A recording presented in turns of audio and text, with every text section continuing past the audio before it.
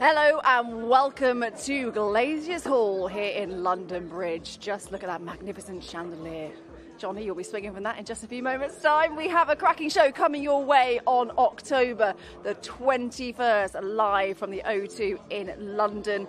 It is a double-header London derby, Johnny, and I know you cannot wait for this one.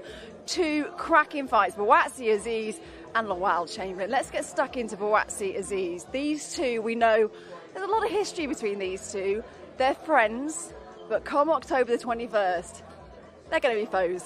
Anna, you know what? I actually think them being friends and being familiar with each other makes this a more authentic fight. It's a good thing because Azeez had always been the one that was learning off Buatsi.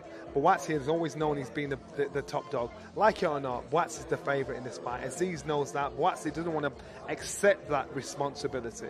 But Azeez knows he's got a mountain to climb. He knows he's an improving fight. The hardest thing is to respect somebody enough that you didn't respect enough before. And Buatsi's always had his number. Buatsi's always known he's one step ahead. He's got to go in there into the fight as though he's a fighter that thinks, you know what, this is the big risk. This is the big, tough, dangerous fight. And that's going to be a hard thing to turn around. Well, let's just put it into context because there's a lot on the line for both really in this fight, isn't there? Because they know that that big fight is waiting just around the corner. The likes of Anthony Yarde has been mentioned already. I mean, there's quite a lot at stake for both fighters. There's a lot at stake, but I think this shows these fighters for the next stage in their career. They want to go in there with a bigger chance of winning, not just to go in there to make up the numbers. So both fighters had a possibility of fighting for the world title against Bivol, but they chose not to. They chose not to because they knew when they get in the ring, they want to go and think, I am ready, not think I've got a chance. They want to go in there to win, and that's the difference. So this is why number one and number two are boxing each other to think, I am ready for this fight to win. I've not come to make the numbers up. We spoke about it when Chris Smith fought Lawrence Okoli. Yeah. The fact that they knew each other so well, they'd sparred so many rounds together. And that's a similar case really with Buatsi and Dan Azeez. They are super familiar with each other. I know you're saying that could be a good thing, but that also could be a negative, do you think? Without a doubt, because the times when Bill and Smith and Okoli boxed each other, they knew what they shouldn't do because they'd get caught out. I know I sparred with many guys before when I was coming through that used to beat me up. And then eventually when I became world champion, these guys drifted out and came back in the gym again. And I'm beating them up. They couldn't get their heads around it. They couldn't quite understand what was happening. That was the same with the amateurs and the pros. And so it's harder to respect somebody you didn't really respect enough to be fearful of before. And this is where the problem will be because Buatsi's always been top dog. Andy Clark has come in to join in the fun. That was quite the entrance. You didn't see it. Almost a trip when you came on stage. You made it. You're all right. How much are you looking forward to this main event? Yeah, very much so. It's just a really, really good fight. Yeah. And that's what we always want to see. We get bogged down sometimes in politics and titles and what's it going to lead to and who's going to do what and all the rest of it. We just want to see really good matches between fighters who are there to fight.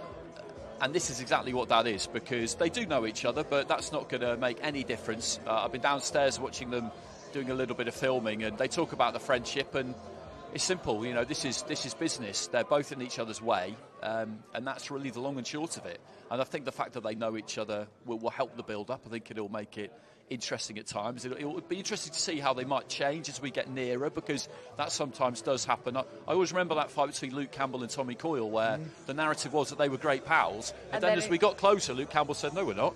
He changed his mind completely, didn't he? Tommy Coyle was pushing it. Buatsi's normally pretty good, though, isn't he? At sort of keeping it very chill up until fight night, and then that switch is flicked, isn't it, as soon as he enters the ring? Yeah, and he tends to do that quite late. You know, he has that thing where he'll have a haircut and a shave, the beard day will before. Come off exactly, and, you know, the kind of like the more evil twin comes out, as he kind of refers to it as. But, you know, different fighters do it at different times, don't they? Sometimes you notice them getting just more antisocial as the week progresses, gradually withdrawing, whereas with others they can do it late and almost instantaneously. I get the feeling with these two that they're both in that kind of mould. Azeez maybe smoulders a little bit more as fight week kind of burns on, like Hagler style. He's a great hero, but I think, these are just two guys who are going to get to it, and I think it's going to be good to watch. You know what, Andy, one thing I saw in the gloves are off when Azeez was speaking to Buatsi is the fact that he knows his position, but he also knows the character of Buatsi, saying, you don't like the pressure of being the favourite. I know you're the favourite, and I know I'm a developing fighter, and this is what drives me on. And so, and Buatsi didn't like that. So in that case, who do you think the pressure's on more? Buatsi, without a doubt. Without a doubt, because he'd have done and achieved everything up to this point. And so now he's thinking, I cannot lose to this guy here. I've always had his number. And so he's going into the unknown because he's thinking, well, how much has he improved? Because if Azeez brings something to the fight that he's not used to, that he didn't expect, that's the shock factor.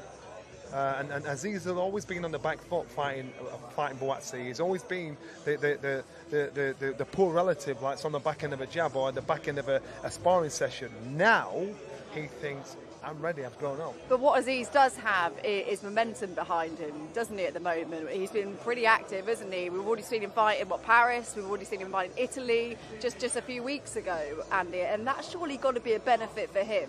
Yeah, it is. If you look at their records, if you rewind to 4 years ago, right, July 2019, Dan won his Southern Area title. A few weeks later, Josh boxed Ryan Ford on the Lomachenko-Campbell undercard. Since then, Josh has only boxed 5 times, and he's kind of in the same position almost, just slightly higher up in the rankings. If you said that to us at the time, that in the next 4 years he boxed 5 times and not having boxed for a world title, we'd have wondered what had happened. Obviously, COVID happened and some other stuff happened. Dan, since then, has boxed 11 times. British, Commonwealth, European titles. In terms of the hardware on the table, Dan is ahead of Josh because he's won a European and Josh hasn't. It just didn't quite fall for Buatsi. He's got the ability to do it, but it hasn't actually happened. And they're 1 and 2 in the rankings with the WBA. So he's come up on the rail, Azeez, in a way that nobody could really have anticipated, that Josh wouldn't have anticipated, that come now, these two would be boxing. Well, for Buatsi, he's sort of sat on the sidelines a bit, hasn't he, watching the likes of Dan come through and sort of crack on. Great appetite, creates a great appetite, creates a great bit of fire in your belly, and you think, oh, what about me? So it's good ingredients. It has a style, though. The styles should gel quite nicely in this one, shouldn't they? Yeah, you do. You get that impression because Azeez brings the heat. He brings it in an intelligent way. He jumps in with that jab. He finds a way through with that jab. He out jabs a lot of opponents, even though for the weight he is relatively short, and he will force out of Buatsi a big performance. I don't see any other way that it goes. Well, all the fighters, they're up on the top table and ready to go. It's getting quiet, so let's get to it and hand you over to Andy Scott for the introductions. Well, good afternoon, everyone. Welcome to London Bridge. Thank you for taking time out on your Monday morning to come and join us here for this press conference. And what a card, what a fight we have before us. Joshua Buatsi, Dan Azeez will put friendship aside in an all-British light heavyweight battle which ranks amongst the best fights to make in all of boxing.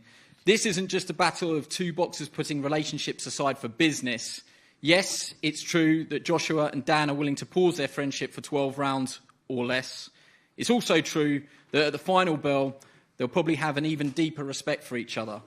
But more than anything, this is a true South London battle for supremacy. It's actually less than 10 miles that separate Croydon and Lewisham. That proximity means that friendship groups are being divided, barbershops, pubs, social clubs torn. Even the two training teams have mutual acquaintances that have to pick sides or sit it out altogether.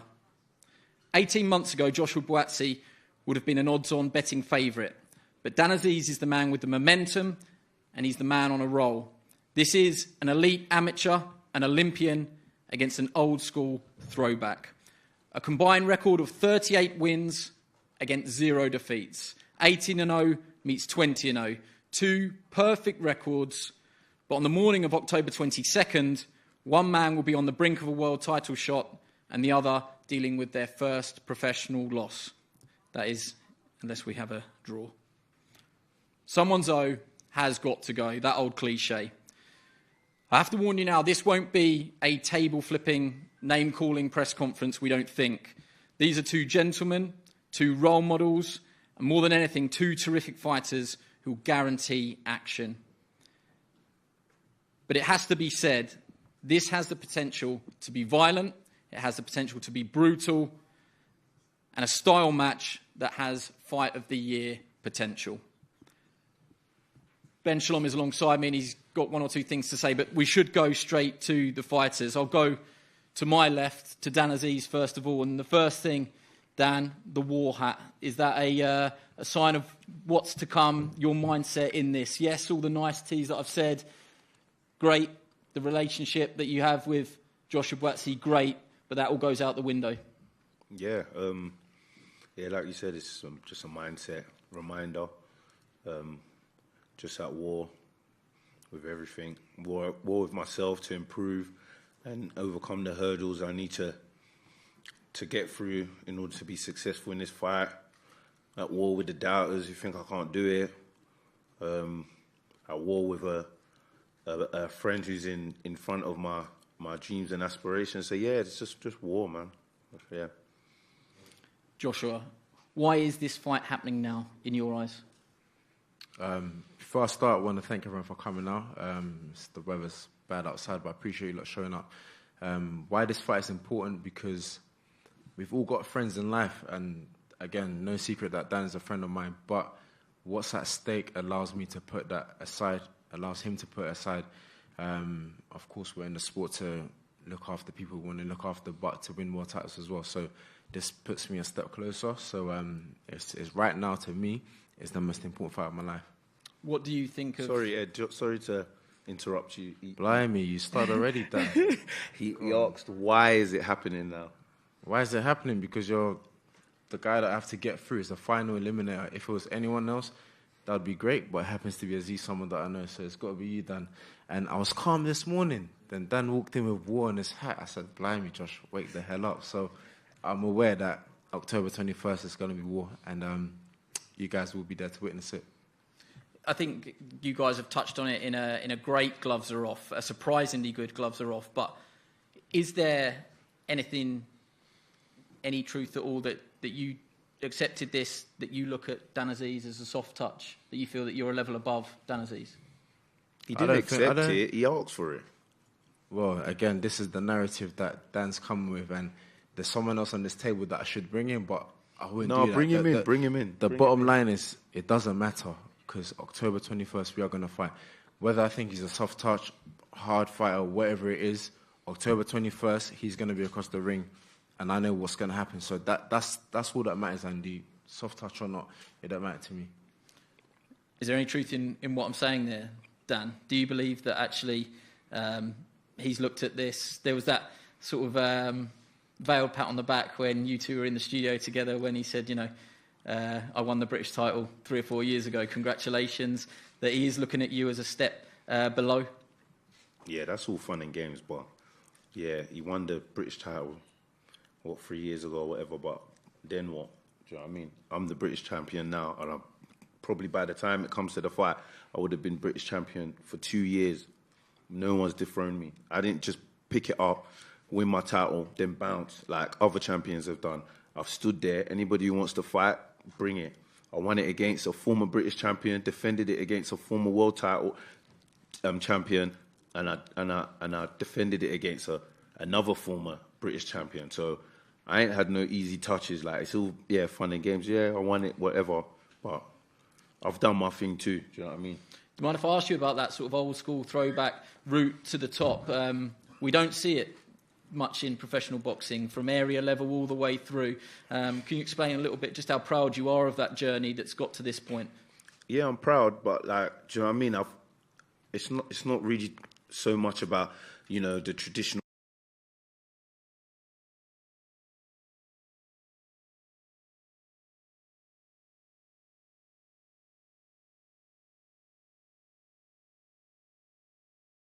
By step, title by title, show that, look, I'm a contender. Do you know what I mean? These guys that you're mentioning, and you get me? I'm there. So it's not something that I want to do it the old school way. I had no choice. If I wanted to get to where I needed to be, that was the route that I had to take. And thank God, that's what's molded me and made me the boxer and fighter that I am today, and hence why I'm here with Joshua Buatsi, who's an Olympian, an elite fighter. Do you know what I mean? And yeah, we're going to headline October 21st and give you guys one hell of a fight, I promise you. Because I need my hand raised, and I'm sure he definitely wants his hand raised. And yeah, we're not going to stop until, our goals are achieved. Just to pick you up on what you said there, an elite fighter, yes, but one that you're very confident of beating? Yeah, of course. Like, anyone I get in the ring with, the job's got to get done. I could sit and be like, yeah, I'm confident. And Josh is a brilliant fighter. He's somebody who's, I used to spar rounds upon rounds with him, Dwayne. Like, they helped me get to, improve. Being around those elite fighters, it helps you grow, and do you know what I mean? And they're partly to do with it. But October 21st, a job's got to get done. It's as simple as that. It's not about, I'm confident, I know his weaknesses or whatnot. I've just got to get the job done. Presumably you echo that. Just history has told us that friendships actually lead to pretty brutal, pretty exciting fights. John Murray and Kevin Mitchell produced one of the most violent and brutal fights. Even Anthony Crower and John Murray, who were good friends as well. The sparring that Dan mentioned there, it was actually one of Dan's team that said to me, isn't it great that they've punched holes in each other for free and now they're going to top the bill and get paid for it? Definitely, it's good. Many rounds, no one received a penny from it. Just a text saying, thank you, we'll do it again, and we did it. One thing I always want to draw attention to is, again, there's the narrative of the Olympics and, you won this, so you've been put on this stool and all of that. I think one thing I never forget is to be chosen to go to the Olympic Games and stuff like that. It doesn't come easy.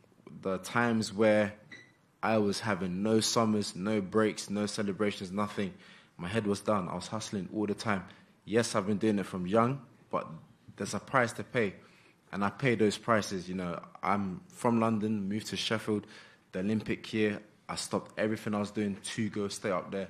There's a heavy price to pay. And, people like to say, oh, you've had it a bit easier because you did this, you did that as an amateur. But the thing is, that's just because I took it serious at a younger age. Like, when I started, I said, I want to get this. So I put my head down. I grinded. There's a lot of price and sacrifice that's come with it. And all that being said, it leads to October 21st. So, yes, a good friend, all of that stuff. But, man, there's no emotion in the ring. So I'm looking forward to it. In that promo that we put out for the Gloves Are Off, Dan says that actually about pressure, and you reference the Olympic cycle. He says you don't like pressure, that he thrives under pressure, and whilst you've coped with pressure, you don't actually invite it. My dad was like, who likes pressure, Josh? I was like, it's true, but when my alarm goes off, today, I'll tell you one thing, the alarm went off at 6:30. I said, nah, it's Monday, let me ease off a bit. I've got to do this press run, it's going to be all day. Then I said, nah, I think Azeez is going to be doing something. So I texted my boy, I said, I'm going to see you at the gym. Straight away, I was there, got a session in, then I came here. So there's always pressure, Andy. Like, we don't talk about the pressure or whatever, but that's because I've been dealing with it for years. There's always pressure. At the O2, the 21st of October, there's going to be pressure. But guess what? I'm going to be in that ring and I'm going to do what I have to do. So there's always pressure. So while we're talking about it and saying there's pressure on you, Josh, who cares? There's been pressure on me from the beginning. Sky Sports, all the old promoters that I've had, there's always been pressure. So it's just part of the game. Like, I don't even talk about it. It exists, but so what? Let's bring in Ben Shalom. The fighters wanted to bring you in pretty early there. First things first, originally both guys said, we'll do it one day, hopefully one day there'll be a world title on the line for it. It's not happened that way, but no. It doesn't take away anything from what this is probably one of the best fights that you've put on under the boxer banner, you would say. Yeah, I think, look, we have to, as boxing fans, we have to put up with a lot of rubbish, especially recently, and this just stands out as something very special. I think what a huge advert for the sport, what a huge advert for London. Two boys from the southern area, unbeaten, now headlining at the O2 on Sky Sports. It's special and it doesn't happen often, and both fighters are putting a lot on the line here. I hear a lot about how hard Dan has worked to get to his position, and that's 100% right, but so has Joshua Buatsi. And I think for them both to do this at this stage of their career, with the unbeaten records, with world titles in touching distance, having ticked almost every box, they deserve a lot of credit, and I'm delighted to be involved. It isn't necessarily a fight we all saw coming at the start. We're here now, and Dan Azeez has a lot of credit to the fact that this is headlining at the O2 from where Dan was at 2 years ago. Says a lot about where he's got to, and yeah, it's a special fight. You should have introduced Ben as Team Azeez. Just talking for Dan, bro. Real talk. Look, for me, this was a very difficult fight to make. I think It wasn't. No, it wasn't. Listen. Josh asked for me. You told me. I said, yeah, come, let's go. Okay, well, I was meant to have other, like, you know. I think. Look, all boxing fans want in this situation is to see the best man win, and I think I've said that to both guys. Both of them, you know, are going into a very, very big fight for their careers. There is tension. There's been tension even in making the fight. But may the best man win. This is what boxing's about, and both of them will come out of this fight a lot better for it. You're going to text Dan something different, though. Know it, bro. Know it. Did I ask for Dan? Nah. I said, listen, when I came to Sky, they said, Azeez. I said, nah, Dan's my guy, so give me someone else. After that fight, my second one, I said, I want to box straight away in August. Dan said, Josh, I'm fighting in July. Doesn't concern me because I'm trying to fight in August. Give me someone else. They said Azeez again. I said, is there anyone else? Because I keep saying Dan's my guy. But I will fight Dan if there's something at stake. They said, well, it could be a final eliminator for the WBA. I'm not going to say no to it. Dan's not going to say no to it. So it only makes sense. So, but the narrative he's got that I kept on asking, let's go with that one instead. I couldn't care less because October the 21st, we get to settle it out. So yeah, no, for sure. It's just that I don't want you to be ashamed to, you know, say that you asked for me. Like I believe Dan, how about this, Dan? I asked for you. It's a final eliminator, so I asked to get in a final eliminator. Let's go with that one too. Cool. May I ask, after Pavel Stepien, is it fair to say that you didn't perhaps send the message that you wanted to?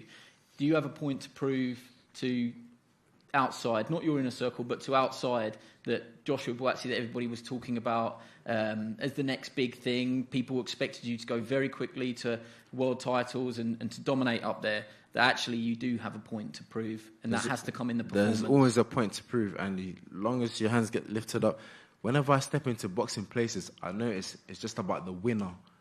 How you won sometimes doesn't really even matter. Like, look at the Olympic Games. Maybe someone won via boxing a very boring style. It doesn't matter because years down the line, we just know that that person won gold, that person won silver, that person won bronze. Just win. So as long as I'm winning, that's what matters. Let me bring this part of the press conference just to a conclusion. Dan, may I ask you for a prediction how you think this fight's going to go? I mean, this is slightly different to asking other people. You two know each other so well. So, you know, you can't just say, I don't want to give predictions or whatever, but you know how the style is going to gel. You know in your mind how you think this fight's going to go, so you might as well tell us. Yeah, I just see a entertaining, brutal fight. Ultimately, with my hand being raised, I have no prediction. You know, just mentioned it's just about the winner, and that's my mindset going into the fight. I just need to be the winner.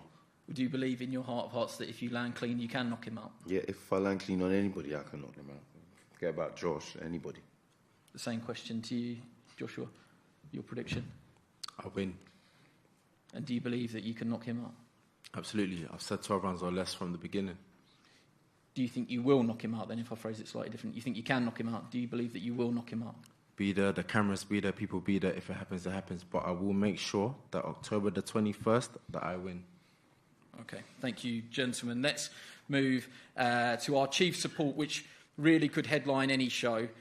Two men who don't necessarily see eye to eye. I think that's fair to say. Indeed, we have been here before, back in May. Mikael Lawal, due to meet Isaac Chamberlain. We did the press conference, a real feisty one, an even more sort of outspoken and feisty head-to-head, words exchanged. That fight didn't happen, unfortunately. Mikael Lawal was forced to pull out due to injury. Isaac Chamberlain has fought in the interim. So I'll come straight to the champion, Mikael Lawal. Welcome back, back to 100%. And all those issues are behind you now. Yeah, I'm good. Looking forward to the fight. Can't wait for it. I'm excited. Being healthy, health is wealth. So I'm happy. Can't wait for the fight. There's been a lot of talk whilst you've been away, which you might have shut yourself away from, but I'm sure it's made its way to you. Second time around, what are your feelings towards Isaac this time around? Honestly, I wasn't really in a good place. Obviously, it's just business. I'm going to let him do all that talking, see what he can do, and hopefully on the 21st of October, I'll see if he can actually back what he's saying. You know I can back it up, bro. You know what I'm on. Isaac, welcome back. It's British and the vacant Commonwealth up for grabs for you. Same position as Mikael. We're running this press conference back. What are your feelings towards him now compared to the first time round just a few months ago? We found him. Bloody hell, bro. He's gone MIA, but we're here now, finally. I really don't want to jinx anything, but please, no excuses this time. No toothache or whatever, or I don't know, whatever injury he must have had with no doctor's report. Sounds like he was just faking it. There was a doctor's report. I've given it to Boxer. Given it to the board, or given it to the board. They had a problem with it. So how come you don't reply to the messages? They would have stripped me of my title, do you feel me? So that's it. Okay, I hear you. Exactly. It was just reported as a dental injury. So what actually was the extent of the injury that kept you up? Yes, please tell us. Oh, tell us, cuz. What was the injury? What was this dental thing that happened? They've got the reports in it. And obviously, if there's an issue with it, they will strip me of my title. So we'll see. You didn't answer the question. No, that's what I want to say. Let's come on it from a slightly different perspective. Ben Shalom, you must be delighted to get this on as a chief support. It could have topped any bill in London. We missed it in May, didn't we, after a very sort of vicious press conference. How much are you looking forward to finally seeing this one? Yeah, it fits the bill perfectly, another big London fight. I mean, I've known Mikael for a long time, and I've seen a lot of things about him ducking and this and that. He came through our tournament. He's taken every fight he's ever been given, if I'm honest, and he's fought through the hard way. People talk about what Dan's had to do, and Isaac, of course, but Mikael has really come through every single challenge and barrier, known to him. And to be sat up here on a big show like this with him, chief support, is a huge achievement for him. And Isaac Chamberlain, we all know about Isaac. I think he's been very unlucky in his career. I think he's taken fights possibly at the wrong time for him without the right preparation, and he believes he's one of the best cruiserweights in this country, if not the best, and he'll be looking to put on a statement. But it's one of those fights, again, that could go either way, and Mikael Lawal has so much power in his hands that if he connects, it's going to be a very, very interesting night. And the winner for you, the boxer cruiserweight stable is thriving, probably your strongest division. Where does the winner of this fight go? Look, the winner puts himself right in the mix with the Richard Riapos, with the Lawrence Okolis, with the Chris Billam-Smiths, and those fights are there to be made. Neither of these two can look past each other. It really is a crossroads fight. So what belts are you fighting for? What belts are you fighting for? You know what you're fighting for, the British and Commonwealth. British and Commonwealth. Yeah. What about East title? Why is that not on the line? What? What about your belt? Why is that not on the line? Listen, just show up on the 21st. No. You need to show up. You can't even talk right now after the madness that's been going on of you pulling out of fights, bro. If you believe you're going to win the fight, put your belt on the line. All right. Exactly. We can do that.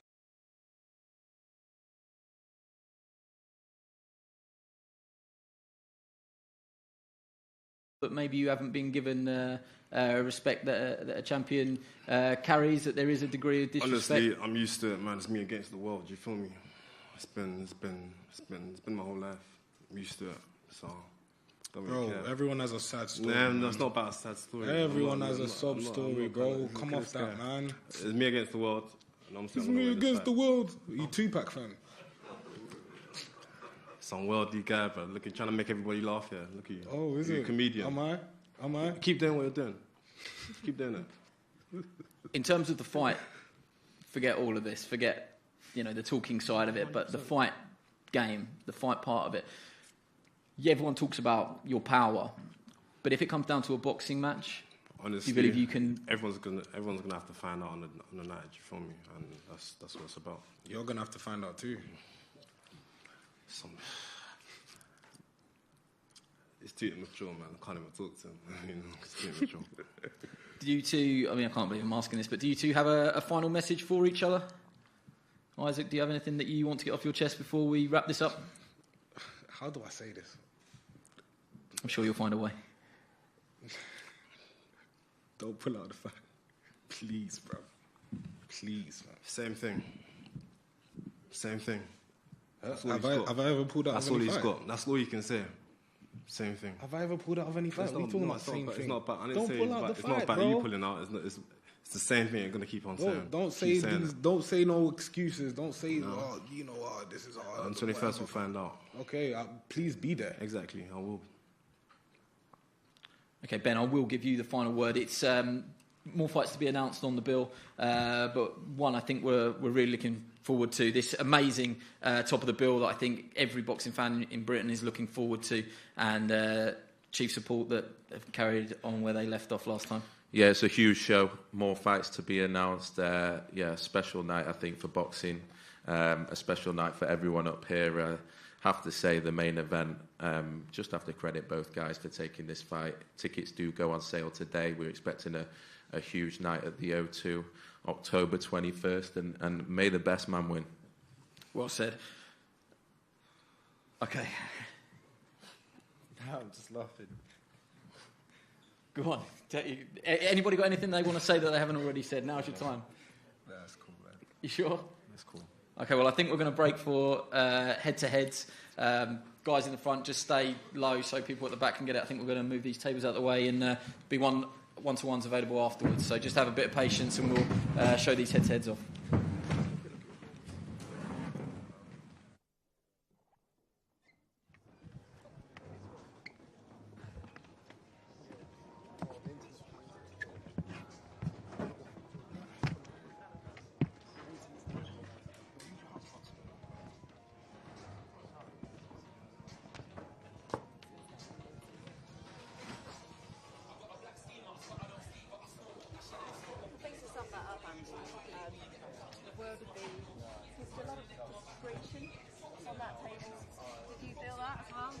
I was a big fan of that.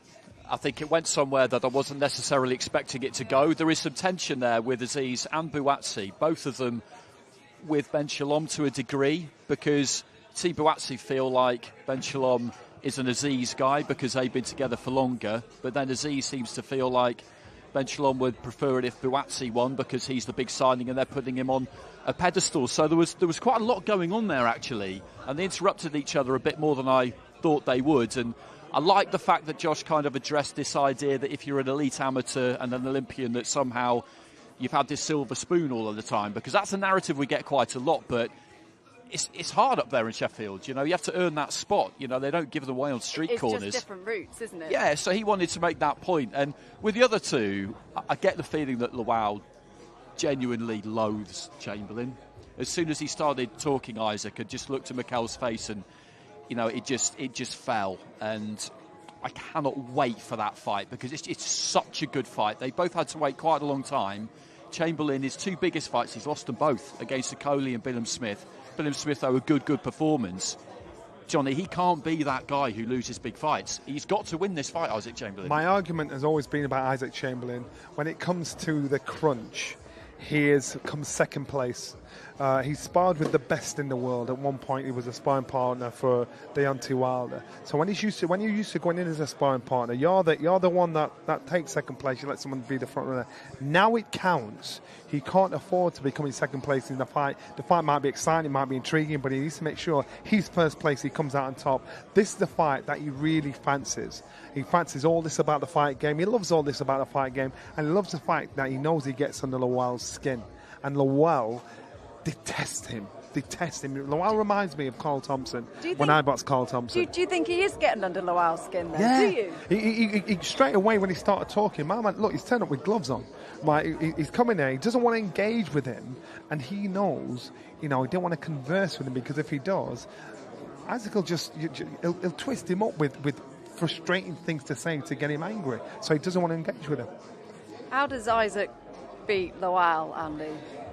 I think this is just going to be a really, really tough, hard fight, because he was a good amateur, Mikael, and he can really punch.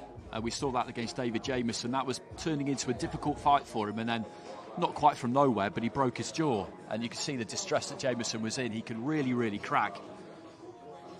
It's just going to deliver this one. I feel it. Both of them have got to keep those emotions under control, which for a professional fighter is, generally speaking, quite a straightforward thing to do. But for this, it might not be that easy. They've done slightly better than last time, haven't they? Because there was a fair few words exchanged at the previous press conference between these two. What do you think it's going to come down to, Johnny? On one side you had Buatsi and Lawal sat down. On the other side you had one side you had the winners and one side you had the losers. I wonder if the conversation of who's sitting where on the top table were involved in this. With those two there, I think it's down to one, design and skill. I think Isaac has the skill, but will he be able to shake the old habits of becoming second place when it counts? There's definitely a bit more emotion between Buatsi and Dan Azeez than we were expecting up there today. There's kind of like a feeling of hard done by, isn't there? Yeah. So Azeez has walked up there, and if anybody remembers when Marvin Hagler boxed Thomas Hearns, same hat, same sunglasses, and Buatsi's taking that personal. He said, I saw the hand, like, all right, we're going there, are we? You're actually going there. So he's taking that personal, and Azeez needs that mentality, because he needs to make Buatsi know, I'm not your friend. This is business. Don't think I'm the kid that you used to mess around. And this is what Azeez needs to get into Joshua's head. I am not a kid anymore. Has he had success with that, do you think? I think, surprisingly, Buatsi is thinking, I'm seeing a side here that I've not really seen. So you think today Buatsi turned up expecting Dan to be humble, friendly, his mate, but respectfully competitive, but not to be rude and truculent, but he's come up there saying, I'm at war. I'm going to interrupt you. I'm going to disrespect you because you're not my boss anymore.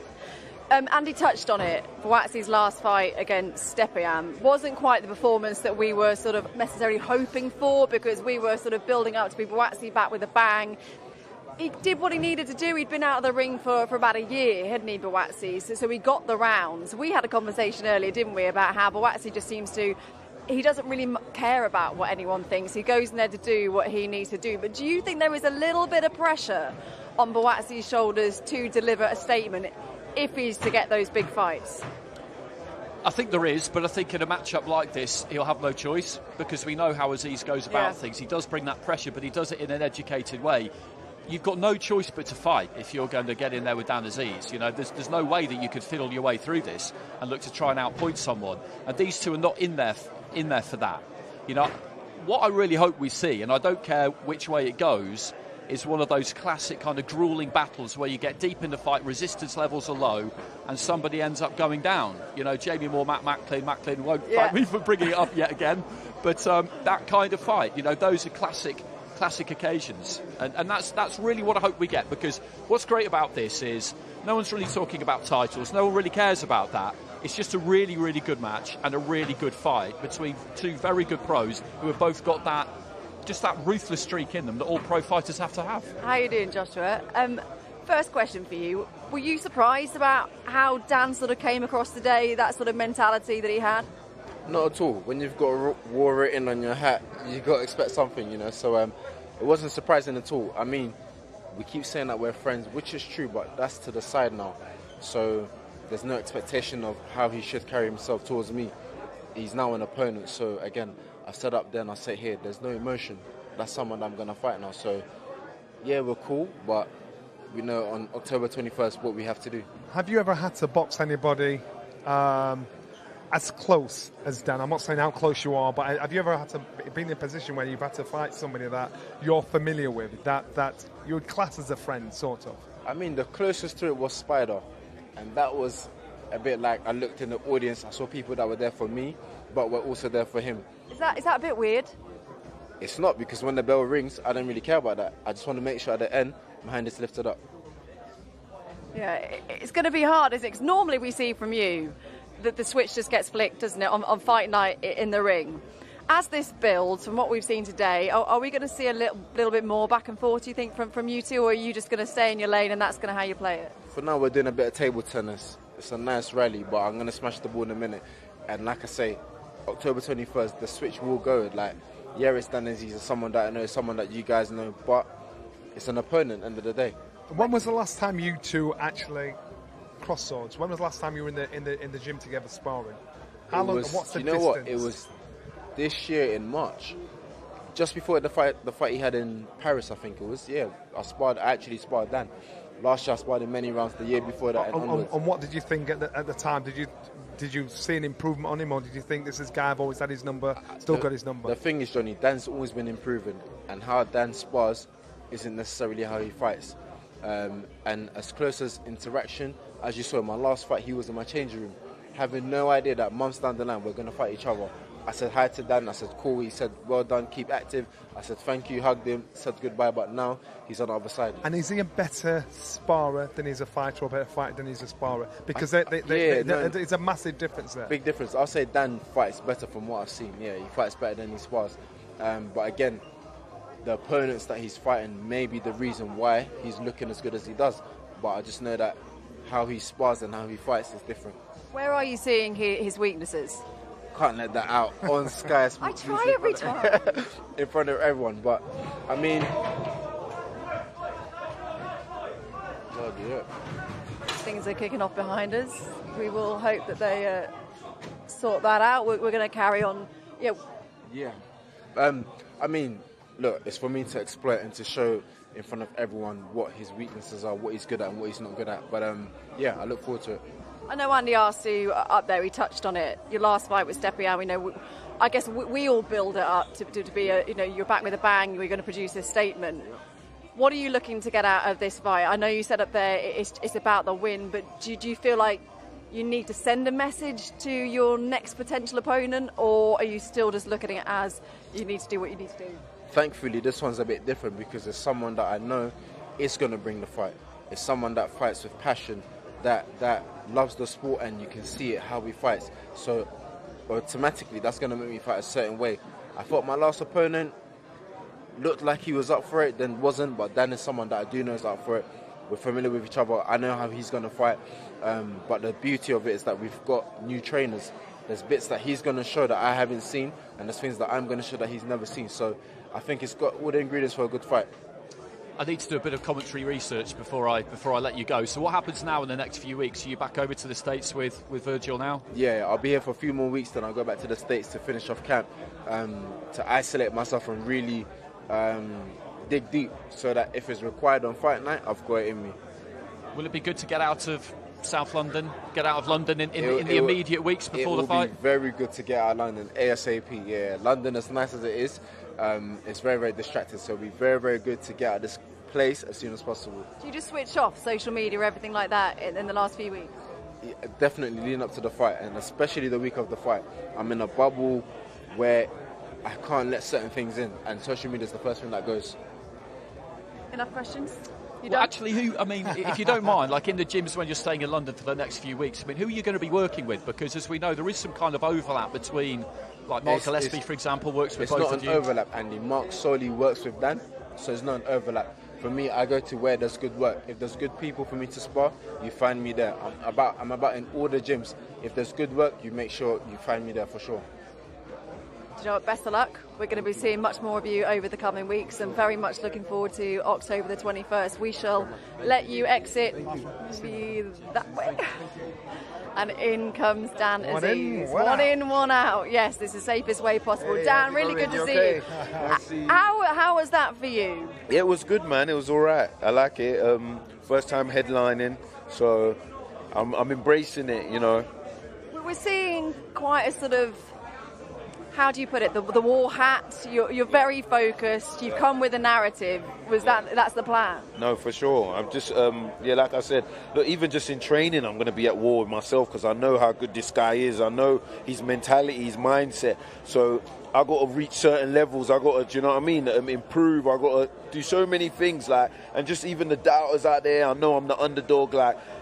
Passionately, I feel like, yeah, you know what, I'm just going to go out there, I'm going to prove you lot wrong once again, like, all the time it happens, and look, I'm just, like, I'm happy it's on a big stage now, like, and I'm here to show what I'm about. Do you quite like being the underdog?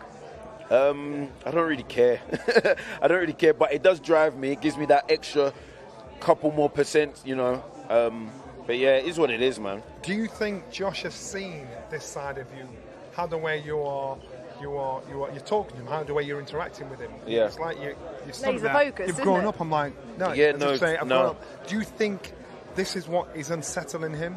You know, or is this something you've got to let him see, that I'm not that boy anymore that used to school? Yeah, exactly that. Yeah, I think he is maybe not surprised, but it's like, okay, this is a new Dan. You know, he's used to, oh yeah, George. You know, yeah, how'd you do this? Like this, throw this jab, like what you was doing there, like, you know what I mean? But now I'm like, nah, man, I don't care, man. Like, do you know what I mean? I'm here, and whatever you think you have, whatever way you think you have one up on me, I'm gonna show you. Like October 21st, it's not that. Mentally strength. Who do you think is mentally stronger between the two of you? I don't know. I'll give him his credit. He is mentally strong, but so am I.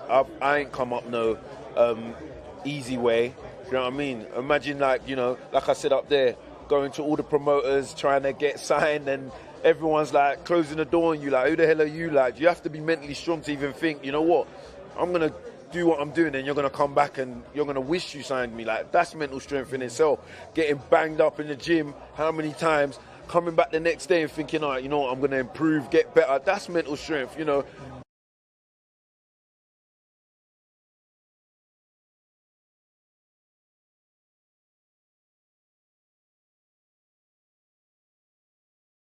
Got the mental strength, and hopefully October 21st I'm going to show you how mentally strong I am. Double swear word there, so we have to say sorry for that one. Sorry. It's only middle of the afternoon. Yeah. Dan, we'll keep it clean. Yeah. Are you feeling that because you've got the momentum behind you, you've been active? You last sparred, Josh just said you last sparred it in March. Yeah. Are you feeling that's kind of giving you the upper hand a little bit? No, not really. No, I don't think so. I just know that, yeah, October 21st, I've got a job to do. Like, none of that comes into play. For me, it doesn't anyway. So. How do you beat him? I just got to be me, man. Show my hunger, the passion. Because, again, I always say I'm not the best. I'm not the most naturally gifted. Do you know what I mean? But I'll give 100%. And I think that's what's got me past to where I am and made me fly past all the guys that were like way above me in the amateurs or even at the start of my career. My passion, my desire, do you know what I mean? I really want to go out there and show that, oh, hey, look, I'm here. Like, I'm dying to show you and prove it. So, we hear you. Yeah, sorry, I'm just like, do you know what I mean? No. Dan, we just Dan, we talk about mental strength and all that kind of stuff, and you reckon you're not the most naturally talented. Willpower is such a massive thing, isn't it? Who can break each other's will, basically? You like things to be as uncomfortable as possible. I think that's the way you like to create things in camp. I mean, nothing's ever going to change on that front, is it? No, not at all. Again, that's where I thrive. Like, I like being comfortable with being in the uncomfortable. Do you know what I mean? I like that, and I think it gives me that edge when I'm fighting people as well. Because everyone, like, when I was talking about pressure with him, it's not that he can't handle pressure. It's more so he prefers, like, as much as he might disagree, he prefers it more, you know, nice, prim and proper. Yeah, do you know what I mean? I'm here to create hell. I ain't looking to give him peace any moment in time until that bell is done. So yeah. I totally understand the journey. I just totally understand the mindset now, because there's a lot you can be taught, you know, from a coach. There's a lot that you can do hitting a bag. It's that. Yeah. So once you've twisted that around from being a zero turning into a hero, that is true strength. And so I'm assuming that when it comes to that fight, when it comes down to that last grain, you probably believe that you're mentally more stronger, have more desire than he would have when it came down to it. Yeah. I agree with you there for sure. I don't know, man. I just feel like I don't feel there's nothing that can break me, man. It's easy saying it here and talking, but I just feel like I'm unbreakable, man. I think I've had to overcome a lot. Forget about just even boxing, just in life and the stuff outside of like boxing and stuff. Like, yeah, man. Are you staying in London to train? Yeah, I might do. I might not. I'm not sure. I'm not 100%. He's not It's giving like anything you, away. just sitting on the Whatever's fence. the most uncomfortable. Well, I was talking to Frotch about this kind of stuff recently, Carl Frotch, and he was basically, his thing was that he could out-tough anyone. Yeah. He could crack with that right hand, but he wanted to drag people in and out-tough them, and you're that guy. And the way he put it was, I want to drag them into that red-hot sauna as fast as I can, and we'll see who stays in there the longest. No, 100%. But this is the beautiful thing about boxing. It's not just about how tough you are. Do you know what I mean? I could get in there and he's just as tough as me. Then what? I'll hit a brick wall. So there's so many other components to boxing, and that's what makes it such a sport in itself. So don't get me wrong. Yes, I want to be the tougher guy. You know, I've got the strong mindset, but there's so many other things and attributes that I want to display in order to get my hand raised. I love this guy. Have you thought beyond this fight at all, or is it just laser focused on Joshua Buatsi on October the 21st? 100% just laser focus on JB. I'm not thinking about no other fight, what could come after it. I just got this guy in my vision and in my sights, and that's what I'm concentrated on. And just before we let you go, I mean, the O2, it's a brilliant venue anyway.